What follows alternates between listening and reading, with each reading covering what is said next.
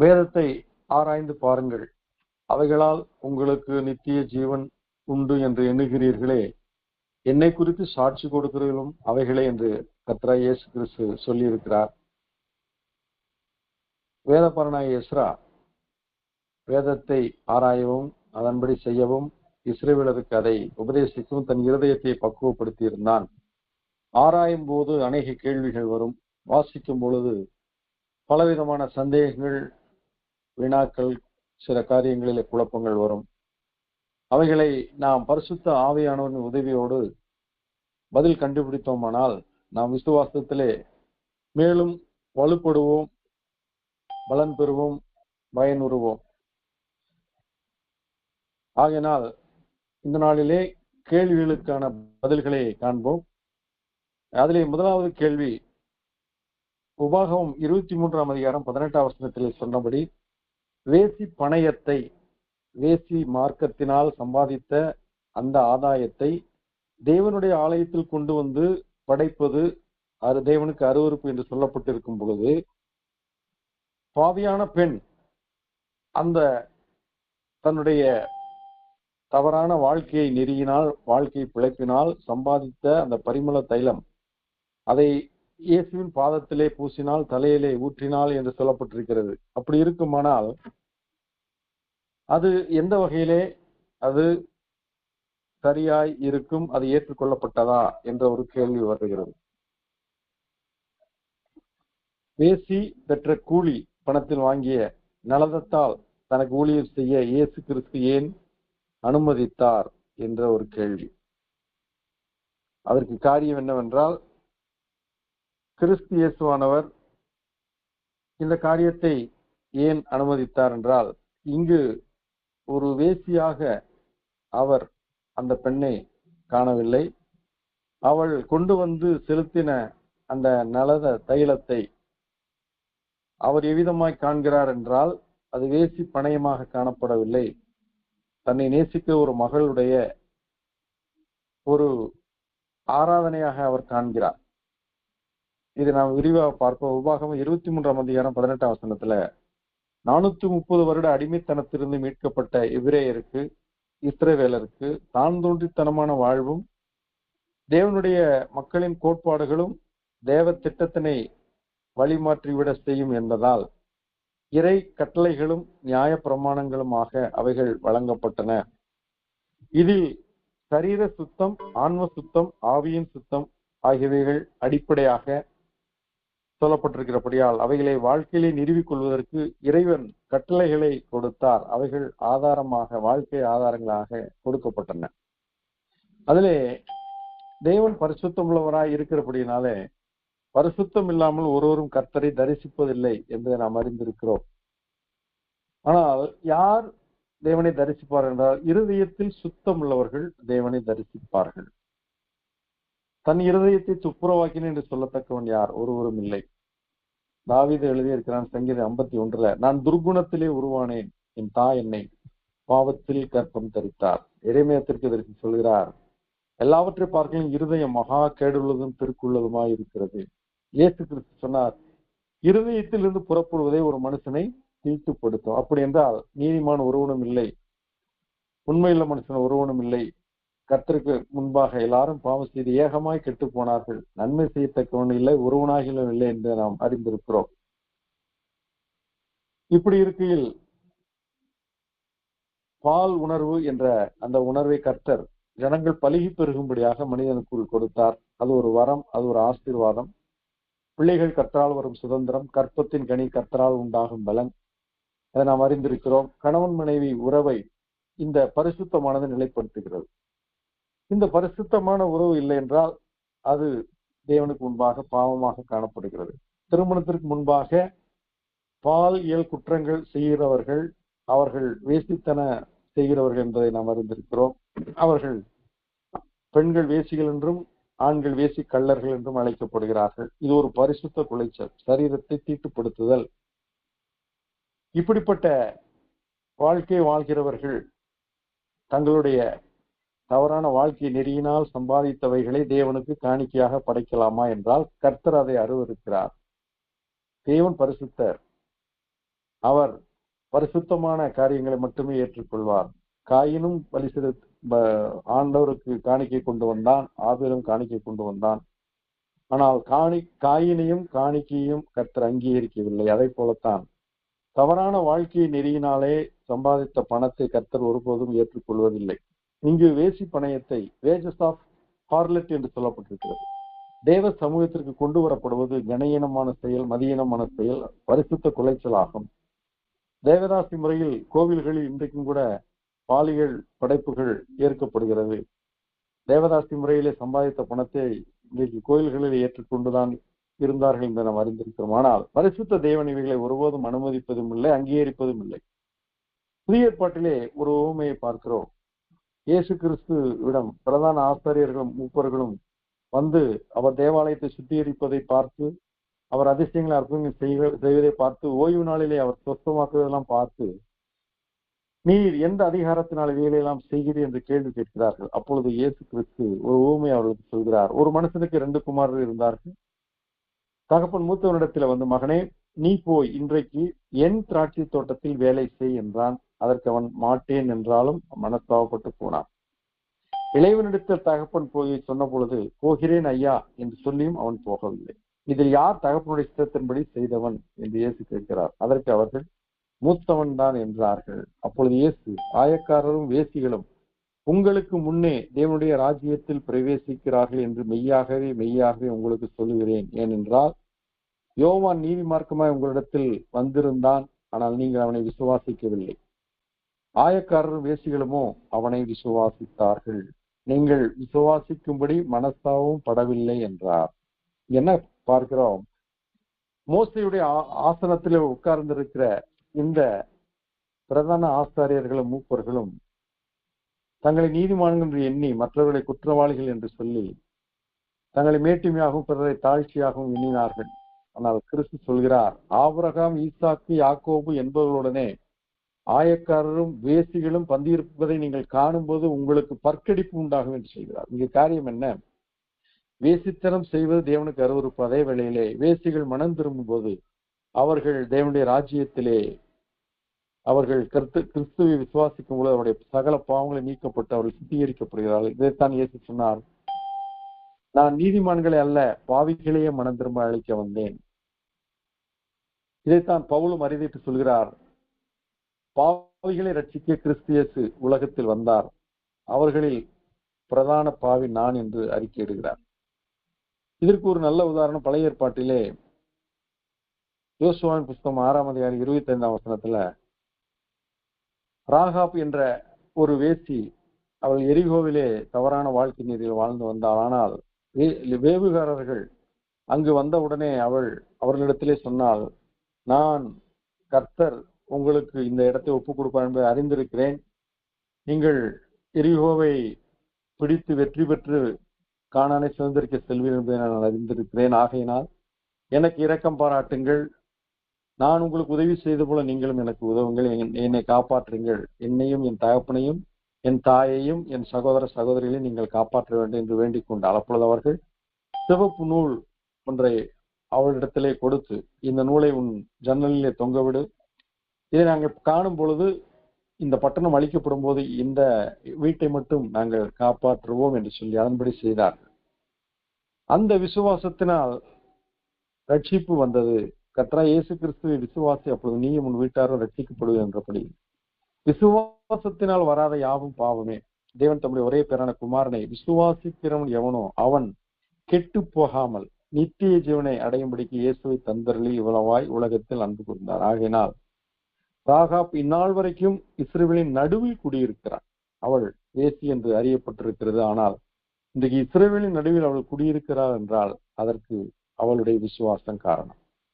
விசுவாசத்தினால் வராத யாவும் பாவம் என்று அறிந்திருக்கிறோம். ஆகையினால் இங்கு வேசி பணயம் அல்லது அவள் கொண்டு வந்தது வேசி பணம் என்று நாம் கொள்ளாதபடிக்கு அவள் மனம் திரும்பினவளாய் இயேசு கிறிஸ்துவின் பாதத்தை பற்றினவளாய், இயேசு கிறிஸ்து அவரே மெய்யான தேவகுமாரன் என்பதை அறிக்கையிடும்படியாக பாதத்திலே அவள் தைலத்தை பூசின பொழுது அந்த அறை முழுவதும் அந்த வாசனை நிரப்பிற்று அவள் 1 வருட சம்பாத்தியத்தின் அந்த தைலத்தை ஒரு நிமிடத்தில் ஆண்டவருடைய சிரசிலும் பாதத்திலும் ஊற்றிவிட்டாள். இதைத்தான் இயேசு சொன்னார், அவள் தன்னால் இயன்றதை செய்தால் அவளை விட்டு விடுங்கள், என்னை அடக்கம்படும் நாளுக்கென்று அவள் இதை வைத்திருந்தாள் என்று சொல்லி, தான் மேசியா என்றும் சிலுவையிலே மரணமடைய வேண்டும் என்றும் அடக்கம் பண்ணப்பட தைலம் பூச வேண்டும் என்பதையெல்லாம் அவர் இங்கு வெளிப்படையாக சொல்லி, இந்த நான் அடக்கம் பண்ணப்படுவதற்கு தைலம் பூச வேண்டும் என்பதை இவள் அறிக்கையிட்டிருக்கிறார் என்று சொல்லி அவளை அங்கீகரித்தாராகினால் இங்கு வேசி என்ற பட்டம் மறைகிறது, வேசி பணயம் என்ற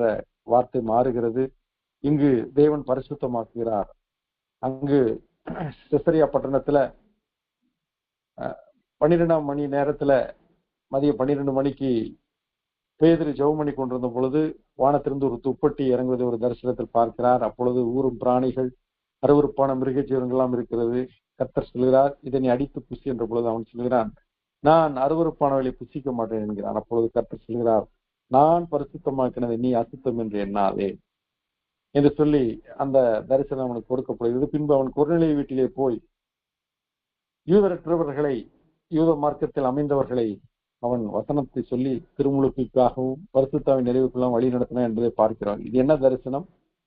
அவர்கள் ஆபிரகாமின் சந்ததியாக வராதவர்களாய் இருந்தாலும் விசுவாசத்தினால் அவர்கள் ஆபிரகாமின் சந்ததியாக மாறுகிறார்கள். அவருடைய பாவங்கள் மன்னிக்கப்படுகின்றன, விசுவாசத்தினால் நீதிமான்களாக அவர்கள் பிழைக்கிறார் என்று பார்க்கிறோம். இது முதல் கேள்வி. இரண்டாவது ஒரு கேள்வி என்னவென்றால், 1 ராஜாக்கள் 18ஆம் அதிகாரம் 34ஆம் வசனத்துல கடுமையான வறட்சி, மழை தாழ்ச்சி, 3.5 வருடங்கள் மழை இல்லாத காலம். அந்த நாட்களிலே எலியாவுக்கு அந்த பலிபீடத்தை அவன் செப்பனிட்டு வாய்க்கால்களை அவன் ஆயத்தப்படுத்தி அவன் தண்ணீரை ஊற்ற சொல்கிறான். 4 குடம் தண்ணீர் 3 முறை ஊற்ற சொல்கிறான். இந்த 12 குடம் தண்ணீர் அவனுக்கு எப்படி கிடைத்தது என்பது கேள்வி. அந்த மலையை குறித்து நாம் பார்ப்போமானால் அது கர்மேல் மலை.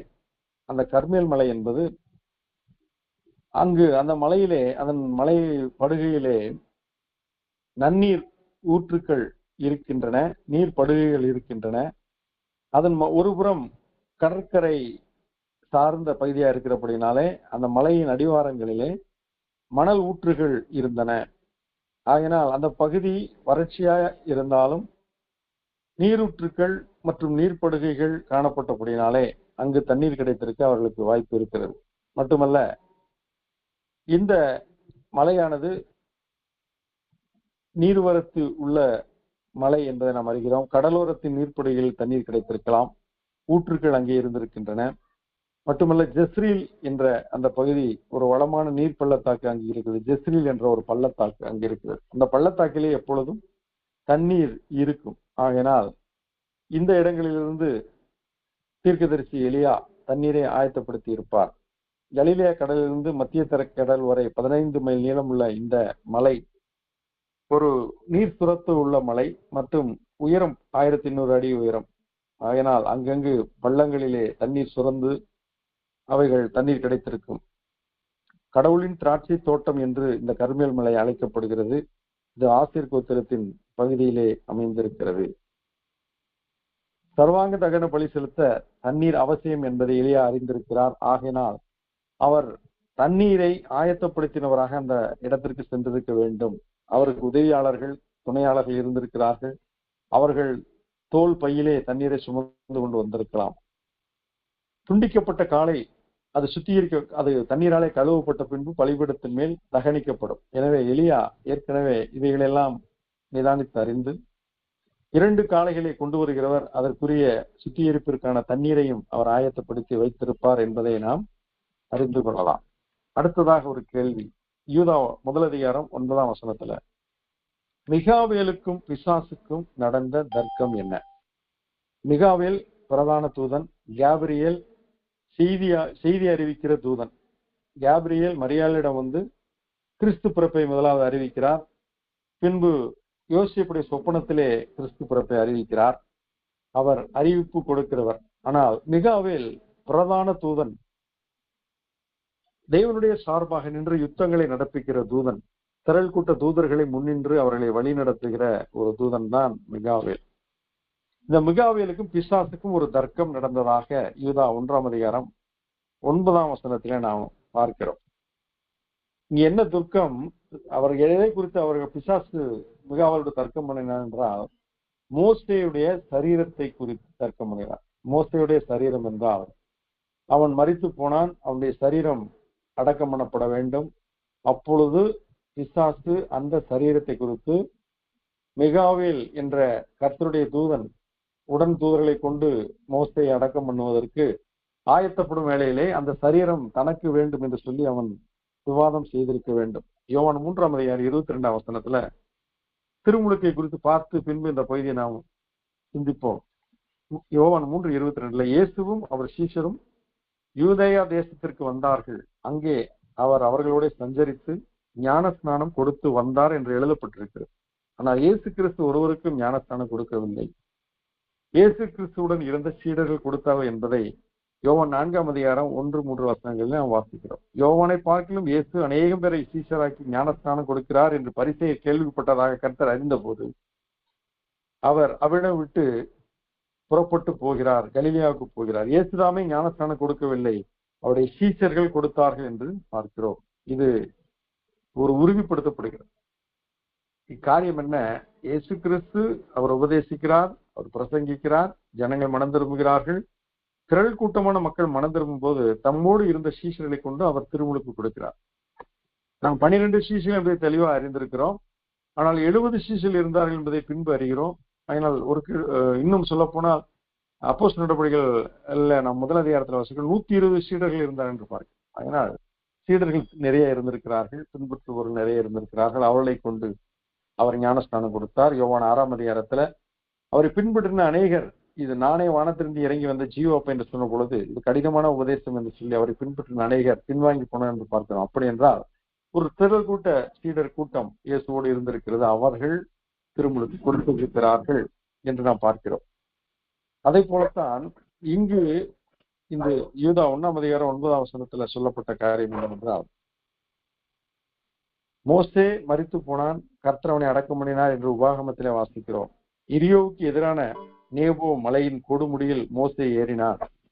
கானானை அவனை பார்க்க செய்த பின் அவன் மரித்தான். அவர் அவனை மோவாப் தேசத்தில் பெத்தேயோருக்கு எதிரான பள்ளத்தாக்கிலே அடக்கம் பண்ணினார். இந்நாள் வரைக்கும் ஒருவனும் அவன் பிரேத குழியை அறியான் என்று சொல்லப்பட்டிருக்கு. அப்படி என்றால் கர்த்தர் அடக்கம் பண்ணினாரா அல்லது கர்த்தர் சார்பிலே மிகாவேலும் மிகாவேலுடைய உடன் தூதர்களும் அடக்கம் பண்ணிடலாம் என்பது கேள்வி. நாம் ஏற்கனவே பார்த்தபடி இயேசு ஞானஸ்நானம் கொடுத்தார் என்று சொல்லப்பட்டது. ஆனால் உண்மையிலே இயேசு கொடுக்கவில்லை, சீடர்கள் கொடுத்தார். அதே போலத்தான் இங்கு கர்த்தர் அவனை அடக்கம் பண்ணினார் என்ற உபாகமத்தில் வாசிக்கிறோம். அங்கு கர்த்தர் சார்பாக மிகாவேலும் அவருடைய தூதர்களும் அடக்கம் பண்ணும்போது பிசாசு அவளோடு விவாதம் செய்கிறான். ஏனென்றால் என்ன விவாதம் செய்திருப்பான்? மோசேயுடைய குறைவுகளை அவன் சொல்லியிருப்பான். அவன் மோசே அந்த பாறையை பார்த்து கர்த்தர் சொல்கிறார், நீ இந்த பாறையை முதலாவது அடி என்கிறார். அடித்த பொழுது தண்ணீர் வருகிறது. 2ஆம் முறை அவர்கள் தண்ணீர் கேட்ட பொழுது ஆண்டவர் இந்த பாறையை பார்த்து பேசி என்கிறார்.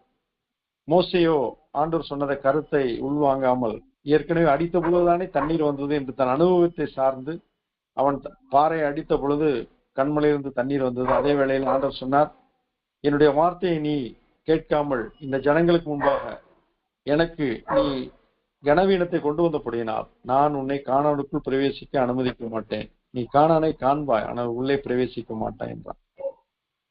அப்படிப்பட்ட அந்த கொடுமுடியிலே நேபோ கொடுமுடியிலே அவன் ஏறின பொழுது கர்த்தரோடு அவன் பேசுகிறான். கர்த்தர் அவனை எடுத்துக் கொள்கிறார். அவன் மரித்து போனான் என்று பார்க்கிறோம். யோசுவாவிடத்தில் அதைத்தான் கர்த்தர் சொல்கிறார், என் தாசனாகிய மோசே மரித்து போனான், நீ அந்த ஸ்தானத்திலே உன்னை நிலைநிறுத்திக் கொள் என்று அவனிடத்தில் சொல்கிறார் என்பதை நாம் அறிந்திருக்கிறோம். மோசே கர்த்தருடையவன். அவனது சரீரத்தை அடக்கம் பண்ண தூதலுடன் பிரதான தூதன் மிகாவேல் பணிக்கப்பட்டிருக்க வேண்டும்.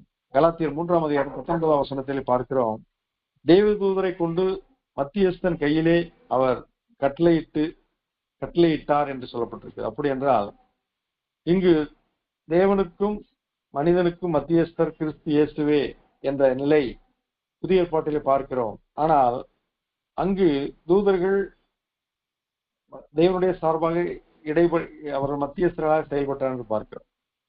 ஆனால் வேதம் புதிய ஏற்பாட்டில் என்ன சொல்லியிருக்கு? தேவனுக்கும் மனிதனுக்கும் மத்தியஸ்தர் ஒருவரே, கிறிஸ்து இயேசு அவரே என்றால் அது ரட்சிப்பை குறித்த காரியம், சிலுவை சுமப்பதை குறித்த காரியம், ரத்தம் சிந்துகிற காரியம். அதிலே நமக்கு ஒரே ஒரு மத்தியஸ்தர், அவர் இயேசு கிறிஸ்து. ஆனால் மற்ற காரியங்களிலே காப்பாற்றுவதற்கும் கீழ்ப்படிவதற்கும் அதர்மத்தை அழிப்பதற்கும் கர்த்தருடைய கட்டளைகளை ஏற்றுக்கொண்டு செயல்படுவதற்கும் மத்தியஸ்தர்களாக செயல்பட்டவர் தூதர்கள் என்று பார்க்கிறோம். யூதா 1:9 பிரதான தூதனாகிய மிகாவேல் மோசேயினுடைய சரீரத்தை குறித்து பிசாசுடனே தர்க்கித்து பேசின போது அவனை தூஷணமாய் குற்றப்படுத்த துணியாமல் கர்த்தர் உன்னை கடிந்து கொள்வாராக என்றான். இங்க என்ன காரியம்? விழுந்து போன அந்த லூசிபர், சாத்தான், பிசாசு, அவன் யார்? அவனும் ஒரு காலத்தில் வடதிசை சேனையின் தூதன் என்று நாம் பார்க்கிறோம். தீரு என்ற ஒரு பட்டணம், ஒரு கடற்கரை துறைமுக பட்டணம், அது மிகவும் செழுமையும் வியாபாரத்திலே மேட்டிமையான பட்டணம். அந்த பட்டணம் தள்ளப்பட்டது. அதற்கு ஒப்பாக சாத்தான் தள்ளப்பட்டதை அதற்கு ஒப்பாக நாம் எசேக்கியேல் புத்தகத்திலே வாசிக்கிறோம். இங்கு அந்த நிலையிலே, தனக்கு ஒப்பான நிலையிலே சாத்தான் வடதிசை சேனைகளின் இசை ஆராதனை நடத்தும்படியாய், இசையிலே வாசிக்கும்படியாய் அங்கிருந்த தூதர்களுக்கு அவன் தலைவனாய் இருந்தபடினாலே மிகாவேல் இங்கு அவனை கடிந்து கொள்ள துணியாமல் கர்த்தர் கொடுத்த அந்த அதிகாரத்தை மிகாவேல் மதித்தவனாக, கர்த்தர் உன்னை கடிந்து கொள்வாராக, நான் உன்னை கடிந்து கொள்ள முடியாது என்று சொல்வதை நாம் பார்க்கிறோம். அடுத்த கேள்வி 2 ராஜாக்கள் 2:14 எலியாவின் தேவன் எங்கே? இது எலிஷா கேட்கிறார். எலியா சுழல் காற்றிலே தேவனுடைய சமூகத்துக்கு எடுத்துக் கொள்ளப்பட்ட பின்பு எலிஷா மேலிருந்து விழுந்த எலியாவின் சால்வையை கையில எடுத்துக்கொண்டு அவர் யோர்தான் நதியை எலியா அடித்தது போல எலிஷாவும் அடிக்கும் போது சொன்ன வார்த்தை, எலியாவின் தேவன் எங்கே? இது கேள்வியா அல்லது தேவ பிரசன்னத்தை அஃபர்மேஷன், ஒரு உறுதிப்படுத்துகிற காரியமா என்றால், இது எலிசாவின் சந்தேகமும் அல்ல, எலிசாவின் அவநம்பிக்கையும் அல்ல. இது தேவனை மறுபடியும் அஃபர்ம் பண்ணுகிற, உறுதிப்படுத்துகிற, நிலைப்படுத்துகிற, அறிவிக்கிற, அக்னாலேஜ் பண்ணுகிற ஒரு காரியமாகத்தான் இந்த வார்த்தை, எலியாவின் தேவன் எங்கே, அவர் இங்கே இருக்கிறார் என்ற காரியத்தை அங்கே இருந்த மற்ற தீர்க்கதரிசியின் புத்திரர்கள் அறிந்து கொள்ளும்படியாக இந்த வார்த்தையை அவர்களுக்கு வெளிப்படுத்துகிறார்.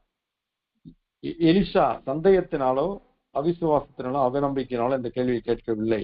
தன்னை பார்த்து கொண்டிருந்த மற்ற தீர்க்கதரிசியின் புத்திரர்களுக்கு எலியாவின் தேவன் எலிசாவை என்னோடு இருக்கிறார், நம்மோடு இருக்கிறார் என்பதை அஃபர்ம் பண்ணுவதற்காக அவர் சொல்கிறார். எலியா சுழல் காற்றில் எடுத்துக் கொள்ளப்பட்டதனாலே அந்த சால்வை எடுத்து அவர் அடிக்கும் பொழுது 2 ராஜாக்கள் 2:8 எலியா சால்வையை முறுக்கி தண்ணீரை அடித்து யோர்தான் நதியை பிரித்து அக்கறைப்பட்டது போல 2 ராஜாக்கள் 2:14 எலியாவின் தேவனாய கர்த்தர் எங்கே என்று சொல்லி தண்ணீரை எலிசா அடித்தவுடனே அது இருபக்கமாக பிரிந்தனால் எலிசா இக்கரைப்பட்டான். எலியாவை பார்த்து கொண்டிருந்த அதே தீர்க்கதரிசியின் புத்திரர்கள் இப்பொழுது எலிசாவின் மேல் அந்த அபிஷேகம் வந்திருக்கிறது, எலியாவை பின்தொடர்ந்த அவர்கள் இனி தொடர வேண்டியது எலிசா என்பதை அஃபர்ம் பண்ணும்படியாக இந்த வார்த்தை அங்கு வெளிப்படையாகிறது. எரிகோவில் பார்த்து கொண்ட தீர்க்கதரிசியின் புத்திரர்கள் எலியாவின் ஆவி எலிசாவின் மேல் இறங்கி இருக்கிறது என்று அவர்கள் சொன்னார்கள். இது எப்படி நடந்தது என்றால், எலியாவின் தேவன் எங்கே, அவர் இங்கே என்று சொல்லி அதை நிரூபிக்கிறார். இதைத்தான் அவர்கள் ஏற்றுக்கொள்கிறார், அக்னாலேஜ் பண்ணுகிறார்கள். எலியாவின் ஆவி எலிசாவின் மேல் இறங்கி இருக்கிறது என்று அவர்கள் அறிக்கையிடுகிறார்கள், அதை ஏற்றுக்கொள்கிறார்கள். அவனுக்கு எதிர்கொண்டு போய் தரை மட்டும் குனிந்து அவனை பணிந்து கொண்டார்கள். எனவே இது சந்தேகத்தின் வார்த்தை அல்ல, அவநம்பிக்கையின் வார்த்தை அல்ல, இது ஒரு விசுவாசத்தின் வார்த்தை, தேவனை நிரூபிக்கிற ஒரு வார்த்தை. அடுத்ததாக ஒரு கேள்வி, தேவனாகிய கர்த்தரை உன்னத பாட்டிலே சாரோனின் ரோஜா, பள்ளத்தாக்கின் லீலி என்று அழைக்கலாமா? படைத்தவரை படைப்புகளோடு ஒப்பிடலாமா என்ற ஒரு கேள்வி. இந்த கேள்வி நாம் வேதத்தை, ஆங்கில வேதாகமத்தை வைத்து பார்ப்போமானால் இது யாருக்கு சொல்லப்பட்டது என்பதை நாம் புரிந்து கொள்ளலாம். பொதுவாக பெண்கள் என்பவர்களை பாவையர்கள் என்பார்கள் அல்லது பூவையர்கள் என்பார்கள். இங்கு 2 மலர்கள் சொல்லப்பட்டிருக்கின்றன, ஒன்று லீலி புஷ்பம், இன்னொன்று ரோஜா புஷ்பம். ஆகினால் இந்த 2மே ஆணுக்கு சொல்லப்படவில்லை, ஆண்டவருக்கு சொல்லப்படவில்லை, இது பெண்ணுக்கு சொல்லப்பட்டது என்பதை நாம் உறுதிப்படுத்திக் கொள்ளலாம். இங்கு என்ன பார்க்கிறோம்? இயேசு கிறிஸ்து தன்னை அடையாளப்படுத்துகிறார். நானே மெய்யான திராட்சை செடி என்கிறார், நானே நல்ல மேய்ப்பன் என்கிறார், நானே வழி, நானே சத்தியம், நானே ஜீவன் என்கிறார், நானே வாசல் என்கிறார், நானே வானத்திலிருந்து இறங்கி வந்த ஜீவாப்பம் என்கிறார். இவைகளெல்லாம் அக்ரிணை பொருட்களாய் இருந்தாலும் அதன் ஆழத்தை, அந்த அர்த்தத்தை வெளிப்படுத்தும்படி அவர் சொல்கிறார். நானே வழி, என்றால் ஒரு பாதை, அந்த பாதையை தன்னோடு ஒப்பிடுகிறார் என்றால் அந்த பாதையின் மேல் நாம் நடந்து போகிறோம், அந்த பாதையை நாம் மிதித்து போகிறோம். அப்படி என்றால் அந்த வழியை நாம் அவமதிக்கிறோம் என்ற அர்த்தம் அல்ல. இயேசு கிறிஸ்துவின் பாதை நானே வழி, வேதத்தின்படி நடக்கிற உத்தம மார்க்கத்தார் பாக்கியவான்கள் என்று சொல்லப்பட்டிருக்கிறது. கிறிஸ்துவின் வழியிலே நாம் நடப்பதைத்தான் அவர் சொல்றார், நானே வழி, நான் நித்திய வாழ்விற்கு போகிற வழி, நானே ரட்சிப்பின் வழி என்று அவர் சொல்கிறார். அதே போல நானே வாசல் என்கிறார். எனக்குள்ளாய் என் வாசல் வழியாய் பிரவேசிக்கிறவன் உள்ளும் புறமும் மேய்ச்சலை கண்டடைவான் என்கிறார். ஆகினால் இங்கு சாரோனின் ரோஜா பள்ளத்தாக்கின் லீலி என்பது அங்கு சொல்லப்படுகிற சாலமோன் ராஜாவையோ அந்த மெய்ப்பனையோ குறிக்காதபடிக்கு, அந்த மெய்ப்பன் அந்த சாலமோன் ராஜா தன்னுடைய மணவாட்டியாகிய தனக்கு பிரியமான அந்த ரூபவதியை பார்த்து புகழ்கிற வார்த்தை சாரோனின் ரோஜா பள்ளத்தாக்கின் லீலி. ஆனா இன்றைக்கு நாம் பாடல்களில் பார்க்கிறோம், சாரோனின் ரோஜா இவர் பரிபூரண அழகுள்ளவர் என்றெல்லாம் பாடுகிறோம். அது தவறான ஒரு கண்ணோட்டம். காலங்காலமாக சில தவறுகள் தொடர்ந்து வந்து கொண்டுதான் இருக்கு. அதுல இதுவும் ஒரு தவறான ஒரு ஒப்பீடு. ஆகினால் சாரோனின் ரோஜா என்றும் பள்ளத்தாக்கின் லீலி என்றும் மணவாட்டியை குறித்து தான் சொல்லப்படுகிறதே ஒழிய இயேசு கிறிஸ்து குறித்து சொல்லப்படவில்லை. இங்கு சூலமித்தி என்ற மணவாட்டி தன் மணவாளனை பார்த்து சாரோனின் ரோஜா பள்ளத்தாக்கின் லீலி என்று அவள் புகழப்படாமல் மணவாளனால் அவள் புகழப்படுகிறாள். பெண்களை நாம் பூவையர்கள் என்கிறோமே, அதை போல இங்கு 2 மலர்கள் ஒரு ஒப்பீடாக சொல்லப்படுகின்றன. எனவே உன்னத பாட்டினை மணவாளனும் மணவாட்டியும் உரையாடுவதை புகழ்வதை நாம் தலைப்பிட்டு குறித்து எழுதுவோமானால் யார் யாருக்கு சொன்னது என்று சொல்லி நாம் அறிந்து கொள்வோம். ஆகினால் இந்த ஒரு தவறான ஒரு ஒப்பீடு அது சரி செய்யப்படுகிறது. அடுத்ததாக ஒரு கேள்வி, அங்கு தீர்க்கதரிசியாகிய எலிசாவோடு இருந்த தொழுநோயாளியாகி மாறின அந்த கேயாசி எப்படி இஸ்ரவேலின் ராஜாவுடைய சபையிலே அனுமதிக்கப்பட்டான் என்ற ஒரு கேள்வி 2 ராஜாக்கள் 8ஆம் அதிகாரம் 4ஆம் வசனத்துல இது சொல்லப்பட்டிருக்கிறது. நாகமானின் குஷ்டம் உன்னை பிடிக்க கிடவது என்று தீர்க்கதரிசி சொன்ன உடனே அவன் வெண் குஷ்டம் பிடித்தவனாக எலிசாவின் சமூகத்தை விட்டு அவன் புறப்பட்டு போனான் என்று சொல்லி நாம் படிக்கிறோம். அப்படி இருக்கும் பொழுது 7 வருட பஞ்சம் உண்டாகும் என்று அந்த சூனேமியாளிடம் தீர்க்கதரிசி எலிசா சொன்ன பொழுது அவள் 7 வருடம் பெலிஸ்தீர் தேசத்தில் போய் சஞ்சரிக்கிறாள்.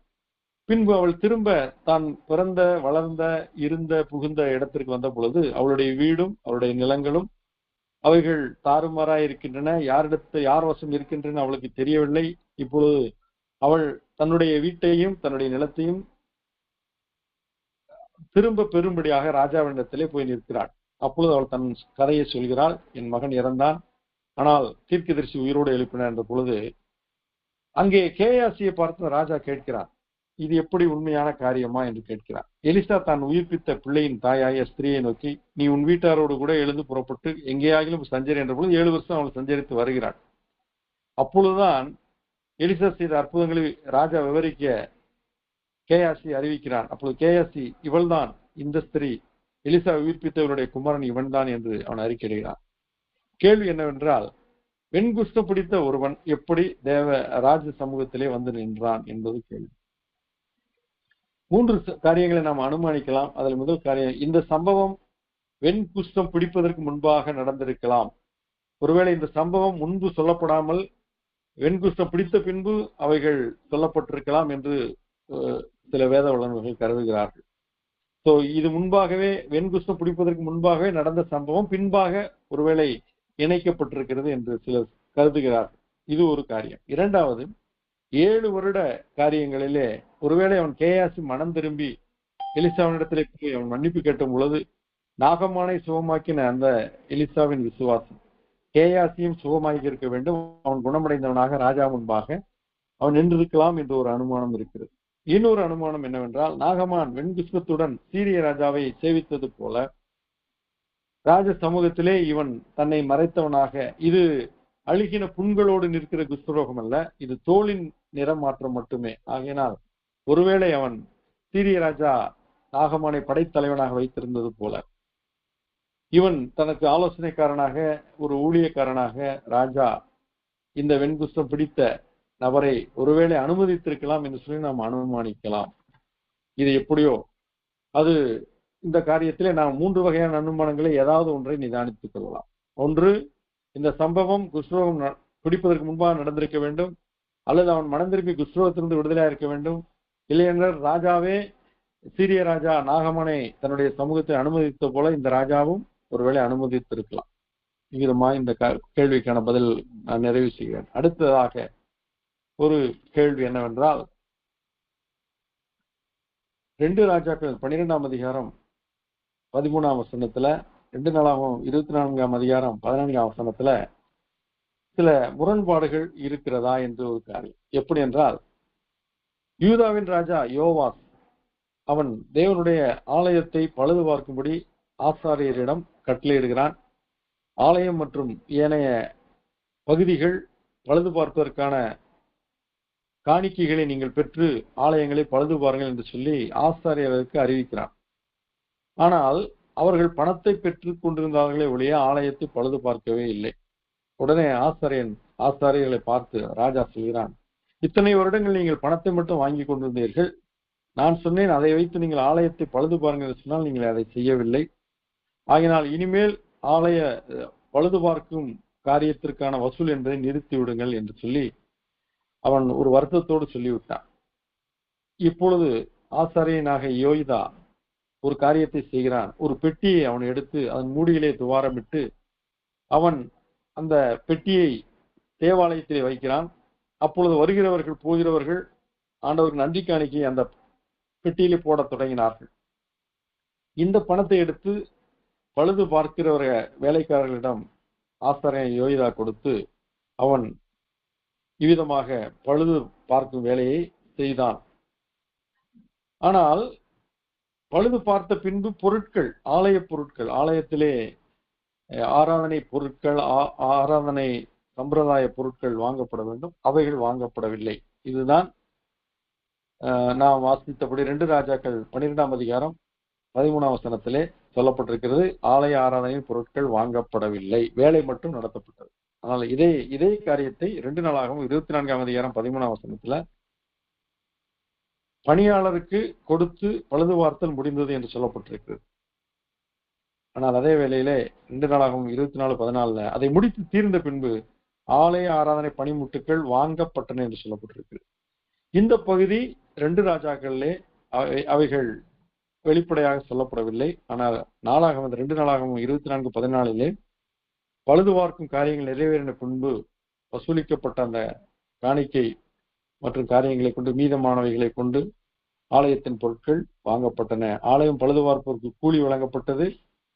ஆனால் பொருட்கள் வாங்கப்படவில்லை என்று சொல்லி 2 ராஜாக்கள் 12-13 பார்த்தோம். ஆனால் 2 நாளாகவும் 24:14 ஆலயமும் பழுது பார்க்கப்பட்டது, பொருட்களும் வாங்கப்பட்டன என்று சொல்லி பார்க்கிறோம்.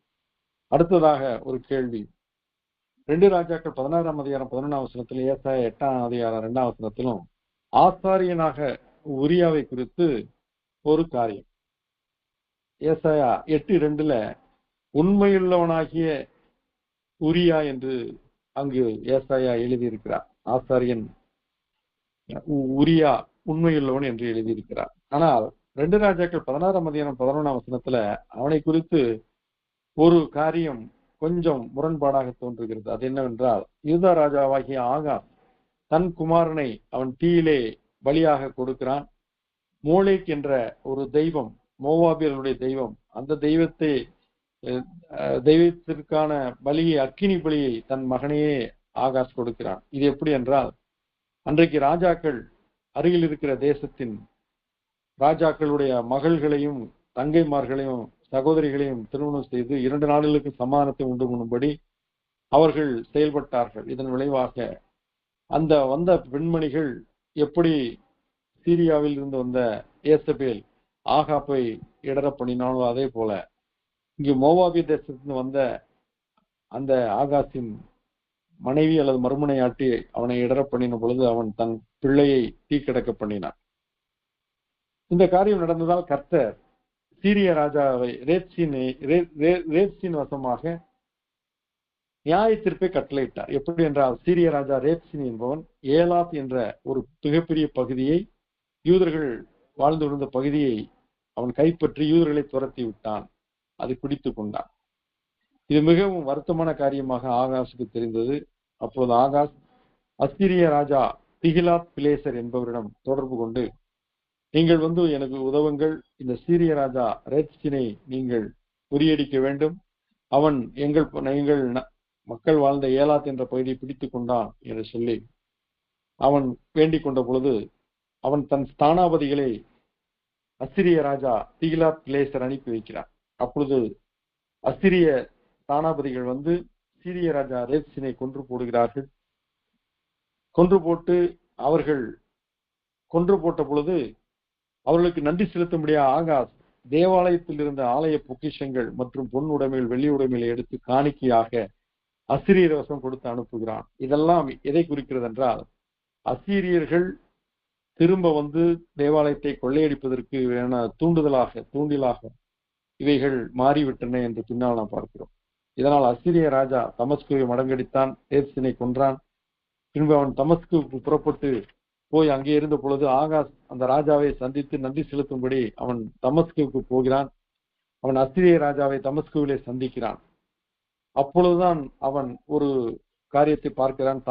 சீரியாவிலே இருந்த தமஸ்குவிலே ஒரு பலிபீடத்தை பார்க்கிறான். இந்த பலிபீடம் எருசலேமிலே இருந்த வெண்கல பலிபீடத்தை பார்க்கலும் மிக சிறப்பாக அந்த ஆகாஸ் ராஜாவுக்கு காட்சியளிக்கிறது. உடனே அதனுடைய மாதிரியை அவன் எடுத்து தன் தேசத்திலே, யூதா தேசத்திலே இருந்த ஆசாரியன் இடத்திலே அவன் கொடுக்கிறான். அந்த ஆசாரியன் பேர் தான் உரியா.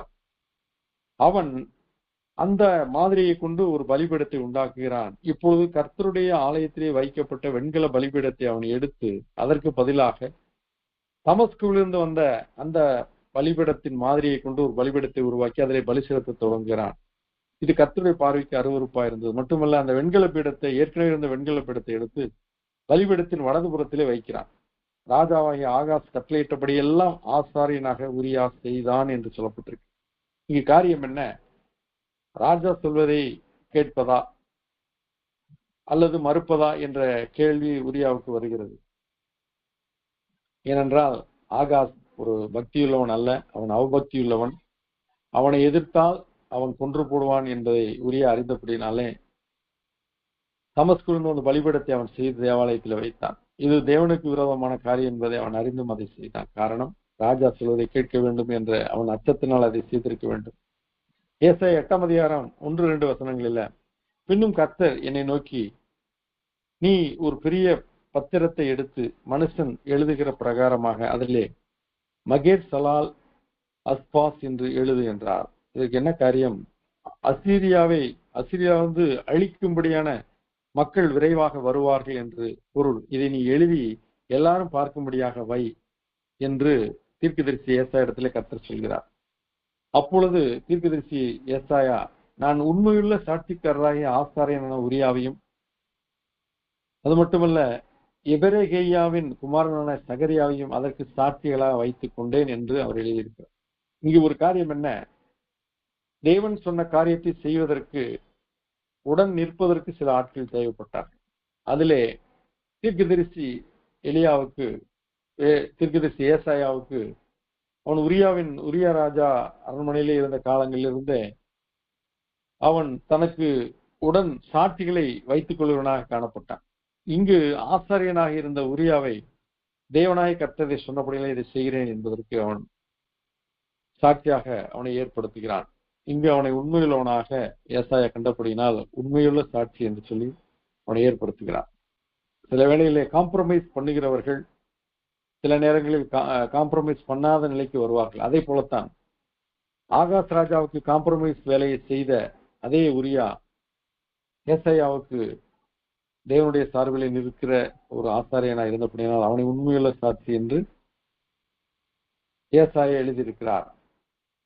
பாருங்கள், மோசேக்கு விரோதமாக அவன் உடன் பிறந்த அண்ணனும் அக்காவும் ஆரோனும் மிரியாமும் முறுமுறுக்கிறார்கள். என்ன முறுமுறுக்கிறார்கள்?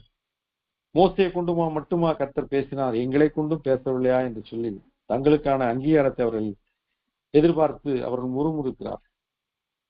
அப்பொழுது கர்த்தர் அதை தண்டிக்கிறார். காரணம், மோசைக்கு விரோதமாக பேசுவதை ஆண்டவர் ஏற்றுக்கொள்ளவில்லை. தனக்கு விரோதமாக அவர்கள் பேசுவதாக அவர் எடுத்துக்கொண்டார். ஏனென்றால் ஜனங்கள், இஸ்ரவேல் மக்கள் கீழ்ப்படியாத போது கர்த்தர் மோசையை பார்த்து சொன்னார், அவர்கள் உன்னை அல்ல என்னையே அவர்கள் அவமதிக்கிறார்கள், புறக்கணிக்கிறார்கள், தள்ளுகிறார்கள் என்று சொன்னார். அப்படி என்றால் இங்கும் கூட மோசேக்கு விரோதமாய் ஆரோனும் ஆசாரியன் ஆகிய ஆரோனும் மிரியாமும் பேசினதை கர்த்தர் கேட்டார். இப்பொழுது அவள் தண்டிக்கப்படுகிறாள், அவள் வெண்குஷ்டம் பிடிக்கப்படுகிறாள். அதனால் அவள் பாளையத்துக்கு புறம்பாக தனி கூடாரத்தில் வைக்கப்படுகிறாள். அவளும் தண்டிக்கப்பட்டாள். ஆனால் உடனிருந்த ஆரோன் தண்டிக்கப்படவில்லை. காரணம், அவன் ஆசாரியனாய் இருந்தபடியினால் அவனை தண்டித்தால் என்ன நடக்கும்? இஸ்ரவேலர்கள் எல்லாரும் இடறி போவார்கள். ஆசாரியன் மேலே ஆண்டவர் ஆத்திரம் கொள்வாரானால் நாமெல்லாம் ஏமாத்திரம் என்று சொல்லி அவர்கள் அவிசுவாசத்தில் அமிழ்ந்து போவார்கள். அதனால் தேவனாய கர்த்தர் ஆசாரியனாய் ஆரோனுக்கு இரக்கம் பாராட்டி மிரியாமுடைய மீறுதலை அவர் தண்டித்தார். இங்கே ஆசாரியனாய் ஆரோன் காம்ப்ரமைஸ் சிச்சுவேஷன்ல இருந்தான். மோசே அங்க 10 கட்டளையை வாங்கி கொண்டு மலையிலிருந்து வரும் பொழுது ஆரோன் அவர்களிடத்திலே பொன் கண்குட்டியை செய்து அவர்களை வழிதப்பி நடக்க செய்திருந்தான். இதெல்லாம் அவன் பயத்தினால் செய்த காரியம். ஆனாலும் ஆரோனுடைய பலவீனங்களை கர்த்தர் அறிந்தபடினாலே அவனை தொடர்ந்து ஆரோனின் துளிர்த்த கோலை அவர் உடன்படிக்கை பட்டியலில் வைக்கும்படி செய்தார். எனவே இங்கு அதே நிலையில்தான் உரியாவும் காணப்படுகிறான். அவன் ஆகாஷ் ராஜாவுக்கு பயந்து அவன் போலியான பலிபீடத்தை செய்தான். ஆனால் இப்பொழுதோ அவன் உண்மையான சாட்சியாக மாறுகிறான். வேலி என்பது பயிரை பாதையாக்கத்தான். ஆனால் வேலியே பயிரை மேய்ந்தால் எப்படி இருக்கு? அது போலத்தான் இன்றைக்கு ஊழியர்களும் ஆசாரியர்கள் அழைக்கப்படுகிற அர்ப்பணிக்கப்பட்டவர்களும் தவறு செய்யும் பொழுது இனி நியாயத்திற்கும் கோபாக்கினுமே நிலைநிற்கும் என்பதை நாம் அறிந்திருக்கிறோம். அடுத்ததாக ஒரு கேள்வி, ஓய்வு நாள் என்பது இன்றைக்கும் நாம் அனுசரிக்க வேண்டுமா என்று ஒரு கேள்வி. ஏன் ஆண்டவர் ஓய்வு நாளை ஏற்படுத்தினார்? ஏன் ஆண்டவர் அதை கட்டளையாக 10 கட்டளையில் 4வது கட்டளையாக கொடுத்தார்? ஏன் ஓய்வு நாள் ஆசரிப்பை ஆண்டவர் வலியுறுத்தினார் என்பதை குறித்து நாம் சிந்திப்போம். ஓய்வு நாள் ஆசரிப்பு நாம் இன்றைக்கு செய்ய வேண்டுமா என்பதுதான் கேள்வி. ஆண்டவர் அனைத்தையும் படைத்து 6 நாட்களில் அனைத்தையும் முடித்தார். 6000 வருடங்கள் படைக்க வேண்டியதை 6 நாட்களில் முடித்தார். காரணம் அவருக்கு ஒரு நாள் 1000 வருடங்களைப் போல, 1000 வருடங்கள் ஒரு நாளைப் போல. அதனால் தான் 6000 வருடங்கள் படைப்பதை 6 நாள் படைத்து முடித்தார். ஆனால் 7ஆம் நாளிலே அவர் ஓய்ந்திருந்தார் என்று சொல்லப்பட்டிருக்கிறார். அந்த நாளை அவர் பரிசுத்தப்படுத்தினார் என்று சொல்லப்பட்டிருக்கிறது. அது தேவனுக்குரிய நாளாக அவர் பரிசுத்தப்படுத்தினார் என்று சொல்லப்பட்டிருக்கிறது. ஏன் தேவன் ஓய்ந்திருந்தார் என்றால், நாம் எல்லாரும் ஓய்வெடுத்து வாழும்படியாக ஆண்டவர் நம்மை அழைக்கிறார். அதற்கு முன் அடையாளமாக அந்த ஓய்வை அவர் ஏற்படுத்தி இருந்தார். இந்த ஓய்வு நாள் பிரச்சனை யாருக்கு நிர்ணயிக்கப்பட்டது என்றால் எபிரேயர்களுக்கு. காரணம், 430 வருடங்கள் பார்வோனின் அடிமைத்தனத்தில் அவர்கள் ஓய்வில்லாமல் உழைத்துக் கொண்டே இருந்தார்கள். தேவன் அவருடைய பெருமூச்சை கேட்டு அவருடைய கண்ணீரை கண்டு அவருடைய துக்கத்தையும் துயரத்தையும் பார்த்து அவர்களை விடுவித்துக் கொண்டு வந்தார். வந்தவர்களுக்கு அவர்கள் கட்டப்படாத கிணற்றை போலவும், சுவர் கட்டப்படாத கிணற்றை போலவும், வரப்புகள் வைக்கப்படாத தோட்டத்தை போலவும், வேலி அமைக்கப்படாத ஒரு வயல்வெளியை போலவும் தோட்டத்தை போலவும் அவர்கள் இருந்தபடினாலே அவர்களுக்கு நியாய பிரமாணங்களை அவர் ஏற்படுத்தினார். நியாயங்களை நீதியையும் அவர் கட்டளையிட்டார். காரணம், தேவனாகிய கர்த்தர் நீதி உள்ளவர். அவர் பொய் உரையாத தேவன், அவர் சத்தியமுள்ள தேவன், அவர் என்றென்றைக்கும் மாறாதவர், அவர் நீதியுள்ள தேவன். இவைகளை அவர்கள் அறிந்து கொள்ளும்படியாக கட்டளைகளும் நியாயப்பிரமாணங்களும் சட்ட திட்டங்களும் கொடுக்கப்பட்டது. பவுல் எழுதுகிறார், நியாயப்பிரமாணம் யாருக்கு கொடுக்கப்பட்டது? கீழ்ப்படியாதவர்களுக்கே நியாயப்பிரமாணம் கொடுக்கப்பட்டது. இன்றைக்கு காவல்துறையும் நீதிமன்றங்களும் யாருக்கு? கீழ்ப்படியாதவர்களுக்கு, முரட்டாட்டம் பண்ணுகிறவர்களுக்கு, மீறுகிறவர்களுக்கு, அடங்காதவர்களுக்கு, அக்கிரமம் செய்கிறவர்களுக்குத்தான் காவல்துறையும் நீதிமன்றங்களும் வந்து நிற்கும். மற்றவர்களுக்கு, சாதாரண குடிமக்களுக்கு அவைகள் தொந்தரவு செய்ய போவதில்லை. ஆனால் இவைகள் ஏன் ஏற்படுத்தப்பட்டதென்றால், அடங்காதவர்களுக்கு, முரட்டாட்டம் உள்ளவர்களுக்கும் நீதியையும் நியாயத்தையும் படிப்பிப்பதற்காக இவைகள் ஏற்படுத்தப்பட்டன. அதே போலத்தான் நியாயப்பிரமாணம் என்பது கீழ்ப்படியாதவர்களுக்கு என்று நியமிக்கப்பட்டது, ஏற்படுத்தப்பட்டது. இஸ்ரவேல் மக்களை குறித்து என்ன பார்க்கிறோம்?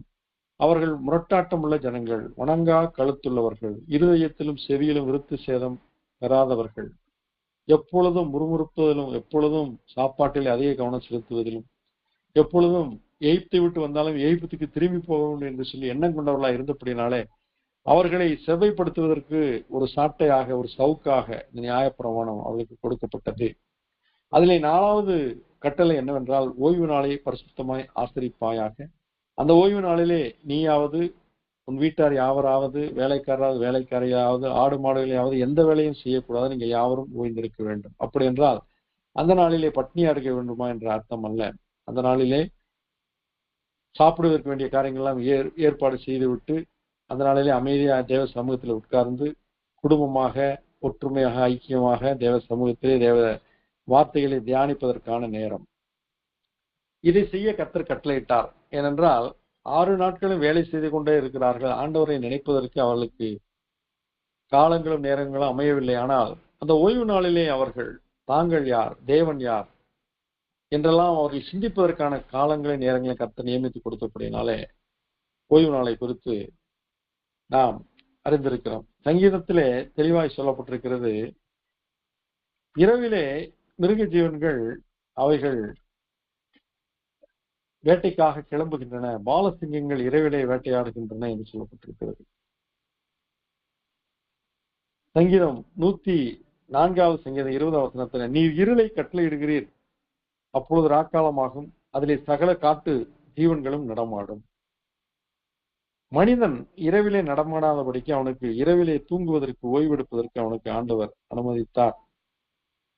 மட்டுமல்ல, மிருகங்கள் எல்லாம் இரவிலே தான் நடமாடுகின்றன. சங்கீதம் 104:21 பாலசிங்கங்கள் இறைக்காக கர்ச்சித்து தேவனால் தங்களுக்கு ஆகாரம் கிடைக்கும்படி தேடும். 22ஆம் வசனம், சூரியன் உதிக்கையில் அவைகள் ஒதுங்கி தங்கள் தாவரங்களில் படுத்துக் கொள்ளும். காரணம், மனிதர்கள் பகலில் வேலை செய்ய தொடங்குவார்கள். ஓய்வு எடுக்கிற நேரத்திலே மிருகங்கள், ஊரும் பிராணிகள் வேலை செய்கின்றன. மனிதன் பணி செய்ய தொடங்கின அவைகள் ஒதுங்கி படுத்துக் கொள்கின்றன. இது தேவனுடைய கட்டளை. 104:23 அப்பொழுது மனுஷன் சாயங்காலம் மட்டும் தன் வேலைக்கும் தன் பண்ணைக்கும் புறப்படுகிறான் என்று சொல்லப்பட்டிருக்கிறது. சோ ஒவ்வொரு நாளும் நாம் ஓய்வு பெற வேண்டும் என்பதற்குத்தான் கர்த்தர் இரவை படைத்தார். நாம் இரவிலே 8 மணி நேரம் ஓய்வெடுக்கிறோம், தூங்குகிறோம். நம்முடைய சரீரமானது தன்னை சுத்திகரித்துக் கொள்கிறது, தன்னை ரிப்பேர் செய்து கொள்கிறது. கண்கள் ஓய்வெடுக்கின்றன, இன்டர்னல் ஆர்கன்ஸ் அனைத்தும் தங்களை சரி செய்து கொள்கின்றன.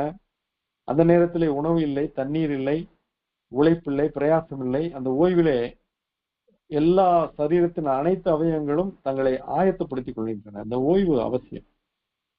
அடுத்ததாக 8 மணி நேரம் நமக்கு சொந்தமாக நாம் காரியங்களை செய்வதற்கு, நாம் சுயாதீனமாக நம்மை நாமே ஆயத்தப்படுத்துவதற்கு என்று நாம் வைத்துக் கொள்கிறோம். அடுத்த 8 மணி நேரம் நாம் பணி செய்கிறோம். ஆனால் முதல் நாள் ஞாயிறு என்று சொல்லப்பட்டிருக்கு. வாரத்தின் முதல் நாள் ஞாயிறு. ஞாயிறு, திங்கள், செவ்வாய், புதன், வியாழன், வெள்ளி, சனி. சனி என்பதுதான் 7ஆம் நாள். சோ ஓய்வு நாள் என்பது சனிக்கிழமை, அது ஞாயிற்றுக்கிழமை கிடையாது. இன்றைக்கு அநேகர் ஞாயிற்றுக்கிழமை ஆராதனையில இன்றைக்கு ஓய்வு நாள் என்பார். அது சாபத் டே என்பது எபிரேயர்களுக்கு, இஸ்ரவேலருக்கு தேவன் கொடுத்த கட்டளை. இன்றைக்கு நாம் இயேசு கிறிஸ்து உயிர் திறந்த ஞாயிற்றுக்கிழமையை மனமகிழ்ச்சி நாள் என்று சொல்கிறோம். அது உயிர் திறந்த நாள் என்று சொல்கிறோம். ஆகினால் தேவனை ஆராதிக்கிற நாளாக அதை கொள்கிறோம். அது அதே வேளையிலே நாம் தேவ சமூகத்துல இளைப்பாறும் நாளாக, ஓய்வு பெறுகிற நாளாக இருக்கிறது. That is not the Sabbath day, but it is the day of resurrection. இது உயிர் திறந்த நாள். ஞாயிற்றுக்கிழமை உலகம் முழுவதும் விடுமுறை அளிக்கிறார்கள், முஸ்லிம் நாடுகளை தவிர. காரணம், அனைத்து நாடுகளிலும் இயேசு கிறிஸ்து உயிர் திறந்தார் என்பதை அங்கீகரித்து எல்லா நாடுகளிலும் ஞாயிற்றுக்கிழமை விடுமுறை கொடுக்கப்படுது. அது ஓய்வுக்காக கொடுக்கப்படுகிறது. இஸ்ரவேலுக்கு ஓய்வு நாள் எப்பொழுது என்றால், சனிக்கிழமை மாலை 6 மணி முதல், வெள்ளிக்கிழமை மாலை 6 மணி முதல் சனிக்கிழமை மாலை 6 மணி வரை. அதனால்தான் வெள்ளிக்கிழமை முதல் நாள், சனிக்கிழமை 2ஆம் நாள், 3ஆம் நாள் இயேசு உயிர்த்தெழுந்தார் என்பதை ஞாயிற்றுக்கிழமை பிடித்தது. ஆகினால் இந்த ஓய்வு நாளிலே நாம் இந்த புதிய ஏற்பாட்டிலே என்ன பார்க்கிறோம்? இயேசு கிறிஸ்துவை சிலுவையில் அறைந்ததற்கு அடிப்படை காரணங்களில் ஒன்று, இயேசு கிறிஸ்து ஓய்வு நாளில் குணமாக்கினார் என்பதற்காக அவரை சிலுவையிலே அறையும்படிக்கு கொண்டு போய் விட்டார். தேவாலயத்தை இடித்து போடு என்று சொன்னார் என்ற ஒரு குற்றச்சாட்டு. அடுத்து ஓய்வு நாளை இவர் பரிசுத்த கொலைச்சலாக்கினார் என்ற ஒரு குற்றச்சாட்டு. இயேசு கிறிஸ்து அதைத்தான் கேட்டார், ஓய்வு நாள் எதற்காக ஏற்படுத்தப்பட்டது? நன்மை செய்வதற்கா, தீமை செய்வதற்கா? நன்மை செய்வதற்குத்தானே. உங்களுடைய ஆடோ மாடோ ஒரு பள்ளத்தில் விழுந்தால் ஓய்வு நாளில் நீங்க போய் தூக்கி விட மாட்டீர்களா? ஆடு மாடு தண்ணீர் கேட்டு கத்தும் பொழுது அவைகளுக்கு தண்ணீர் கொடுக்க மாட்டீர்களா? உணவிட மாட்டீர்களா? அவைகளை பார்க்கலும் விசேஷித்த மனிதர்களுக்கு நான் ஓய்வு நாளிலே சுகமளிப்பது ஏன் நீங்கள் தவறாய் புரிந்து கொள்ளுங்கள் என்று சொல்கிறார். ஒருமுறை ஜெபாலயத்துல 18 வருஷமாய் நிமிரக்கூடாத கூனியாயிருந்த ஒரு பெண் பிசாசினாலே அவள் அந்த நிலையில் இருந்தாள். இயேசு கிறிஸ்து அந்த பெண்ணை எழுந்து நிற்க சொல்லி அவளை அந்த அசுத்தாவின் பிடியிலிருந்து விடுதலை செய்த பொழுது ஜெபாலயத்தின் கோபம் அடைகிறான். இதை பார்த்து அநேகர் குணமாகும்படி வருகிறார்கள். அப்பொழுது ஜெபாலயத்தின் கோபம் அடைந்து, நீங்கள் யாவரும் போய்விடுங்கள், இன்றைக்கு ஓய்வு நாளிலே செயல்படுவது வேலை செய்வது தவறு, குணமாக்குவது தவறு, குணம் பெறுவதும் தவறு என்று சொல்லி கோவப்பட்ட பொழுது இயேசு கிறிஸ்து அவனை பார்த்து சொல்கிறார், மாயக்காரனே, சாத்தான் 18 வருஷமாய் கட்டியிருந்த ஆபிரகாமின் குமாரத்தியாகி இவளை விடுதலை செய்வது நன்மையான காரியம், அதை ஓய்வு நாளில் செய்வது தவறு என்று நீ எப்படி சொல்லலாம் என்று சொல்லி அவனை குறித்து கடிந்து கொள்கிறார். அவனை அப்பொழுது இயேசு கிறிஸ்துவை விரோதித்த யாவரும் வெட்கப்பட்டு போனார் என்று சொல்லப்பட்டிருக்கு. கர்த்தர் அவனுக்கு பிரயோஜனமாய் சொல்கிறார், மாயக்காரனே, உங்களில் எவனும் ஓய்வு நாளில் தன் இறுதியாவது கழுதையாவது தொழுவத்திலிருந்து அவிழ்த்து கொண்டு போய் அதற்கு தண்ணீர் காட்டுகிறது இல்லையா? இதோ சாத்தான் 18 வருஷமாய் கட்டியிருந்த ஆபிரகாமின் குமாரத்தியாகிய இவளை ஓய்வு நாளில் இந்த கட்டிலிருந்து அவிழ்த்து விட வேண்டியது இல்லையா என்றார். அவர் இப்படி சொன்னபோது அவரை விரோதித்திருந்த அனைவரும் வெட்கப்பட்டார்கள். ஜனங்கள் எல்லாரும் அவரால் செய்யப்பட்டார் சகல மகிமையான செய்திகளை குறித்தும் சந்தோஷப்பட்டார்கள். அப்படி என்றால் ஓய்வு நாள் ஆசரிப்பு என்பது எபிரேயர்களோடு அது முடிந்தது. அதைத்தான் இயேசு கிறிஸ்து சிலுவிலே சொன்னார், முடிந்தது என்றார். முடிந்தது என்றால் நியாயப்பிரமாணங்கள் நிறைவேற்றி முடிந்தது. ஓய்வு நாளிலே தேவன் அந்த ஆசரிப்பை அவரே நிறைவேற்றி முடித்தார். மட்டுமல்ல, சிலுவையிலே ரட்சிப்பின் திட்டத்தை, பிதாவின் சித்தத்தை அவர் செய்து முடித்தார். எல்லாருடைய பாவங்களுக்காக ரத்தத்தை சிந்தும் மிகப்பெரிய ரட்சிப்பின் மீட்பின் ஒரு நியமனத்தை அவர் செய்து முடித்தார். ஆகையினால்தான் இயேசு சொன்னார், முடிந்தது. விருத்த சேதனம் முடிந்தது, ஓய்வு நாள் ஆசரிப்பு முடிந்தது, இன்னுமாக பலி செலுத்துதல் முடிந்தது. இனி வேற பலி செலுத்துதல் என்ன? நீங்கள் உங்கள் சரீரங்களை தேவனுக்கு பிரியமான ஜீவ பலியாக ஒப்புக் கொடுங்கள், இதுவே நீங்கள் செய்யத்தக்க புத்தியுள்ள ஆராதனை என்று நாம் முன்னேற்றம் பெறுகிறோம். அன்றைக்கு விருத்த சேதனம் செய்யப்பட்டதே, இன்றைக்கு செவியிலும் இருதயத்தில் நீங்கள் விருத்த சேதனம் பண்ணப்பட வேண்டும் என்று ஸ்தேவான் சொன்னதை நாம் பார்க்கிறோம். ஆகினால் ஆவிக்குரிய முதிர்ச்சி வளர்ச்சியை நாம் புதிய ஏற்பாட்டில் பார்க்கிறோம். கையினால் செய்யப்பட்ட விருத்த சேதனம் ஆவிக்குரிய விருத்த சேதனமாக மாற்றம் பெறுகிறது. செவியிலே விருத்த சேதனம், இருதயத்திலே விருத்த சேதனம். அதே போல திருமுழுக்கு தண்ணீரினால் கொடுக்கப்பட்டது, இப்பொழுதோ தண்ணீரில் மட்டுமல்ல, பரிசுத்த ஆவியினாலும் திருமுழுக்கு கொடுக்கப்படுகிறது. அக்கினியினாலும் அவர் ஞான ஸ்நானம் கொடுக்கிறார், பரிசுத்த ஆவியினால இயேசு கிறிஸ்து ஞான ஸ்நானம் கொடுக்கிறார் பார்த்தோம். அதே போல ஓய்வு நாள் ஆசரிப்பு என்பது இன்றைக்கும் யூதர்கள், எபிரேயர்கள் என்பது இந்த சமாரியர்களை பார்க்கிறோம், அவர்களும் இன்றைக்கு இந்த ஆசரிப்பை செய்து கொண்டு வருகிறார்கள். ஆனால் நமக்கோ இந்த ஓய்வு நாள் ஆசரிப்பு இயேசு கிறிஸ்துவால் நீக்கப்பட்டு விட்டது. நமக்கு அவைகள் கொடுக்கப்படவில்லை. அவைகள் எல்லாம் எபிரேயருக்கு கொடுக்கப்பட்டவைகள். இன்றளவும் அவர்கள் மேசியாவை விசுவாசிக்கவில்லை, இயேசு கிறிஸ்துவை இரட்சகர் என்று அவர்கள் ஏற்றுக்கொள்ளவில்லை. பழைய ஏற்பாட்டின் காரியங்களை அவர்கள் மூழ்கி இருக்கிறார்கள். நாமோ பழைய ஏற்பாட்டின் பிரமாணங்களில் விடுவிக்கப்பட்டு புதிய ஏற்பாட்டை நமக்கு சுதந்திரமாக தரித்துக் கொண்டோம். அப்படி என்றால் பழைய ஏற்பாடு வேண்டாம் என்று சொல்கிறோமா? இல்லை. பழைய ஏற்பாடு நமக்கு நிழலா இருக்கிறது, புதிய ஏற்பாடு நிஜமா இருக்கிறது. நிஜத்தின் சாயல்தான் நிழல். ஆகினால் நிஜமின்றி நிழல் இல்லை. புதிய ஏற்பாடின்றி பழைய ஏற்பாடு வீணாய் போகும். ஆனால் பழைய ஏற்பாட்டை வைத்துத்தான் நாம் புதிய ஏற்பாட்டை விளங்கிக் கொள்கிறோம். பழைய ஏற்பாட்டிலே நிறைய சம்பவங்கள், காரியங்கள், படைப்பு மற்றும் வரலாறுகள், இலக்கியங்கள் கொடுக்கப்பட்டிருக்கிறது. அவைகளை கொண்டு நாம் கிறிஸ்துவை தரிசிக்கிறோம். ஸ்திரீயின் வித்து என்றால் அது கிறிஸ்துவுடன் வருகிறது. ஒரு கன்னியை கர்ப்பவதியாகி ஒரு குமாரனை பெறுவார் என்று சொல்லப்பட்டிருக்கிறது. அவர் யார் என்றால் இயேசு கிறிஸ்து. இதோ அவர் கழுதியின் மேலும் கழுதியின் குட்டியின் மேலும் வருகிறார் என்றால் அது இயேசு கிறிஸ்து. அந்த 39 புஸ்தகங்களிலே பழைய ஏற்பாட்டில் சொல்லப்பட்ட அத்தனை புஸ்தகங்களிலும் 39 புஸ்தகங்களிலும் இயேசு கிறிஸ்து அவர் மறைக்கப்பட்டவராக, இலைமறைக்காயாக வெளிப்படுத்தப்பட்டிருக்கிறார். ஆனால் இங்கு புதிய ஏற்பாட்டிலே கிறிஸ்து இயேசு மேசியாவாக, அவர் இயேசு கிறிஸ்துவாக பரிபூர்ணமாக வெளிப்படுத்தப்பட்டிருக்கிறார். ஆகையினால் ஓய்வு நாள் ஆசரிப்பு என்பது நமக்கு இல்லை. ஆனால் ஓய்வு எடுக்க வேண்டியது அவசியம். அது ஞாயிற்றுக்கிழமை என்பது நமக்கு ஓய்வு நாள் ஆசரிப்பு அல்ல, ஆனால் ஓய்வு எடுக்க வேண்டிய நாள். அன்றைக்கு நாம் தேவ சமூகத்திலே நம்முடைய குடும்பத்தோடு தேவாலயத்திலே மற்றவர்களோடு நாம் ஐக்கியப்பட்டு நாம் சமாதானமாக, சாவதானமாக, மகிழ்ச்சியாக கர்த்தருடைய சமூகத்திலே இருக்க வேண்டிய நாள். அதனால் இந்த கேள்விகளை, இதே போன்ற கேள்விகளை நீங்கள் தொடர்ந்து அனுப்பினால் வருகிற வாரத்தின் கடைசி செவ்வாய்க்கிழமை பதில் சொல்ல ஏதுவாக இருக்கும். ஆகையால் உங்கள் கேள்விகளை அனுப்பும்படி அன்புடன் கேட்கிறேன். இத்துடன் கேள்வி பதில் நேரம் நிறைவுற்றது.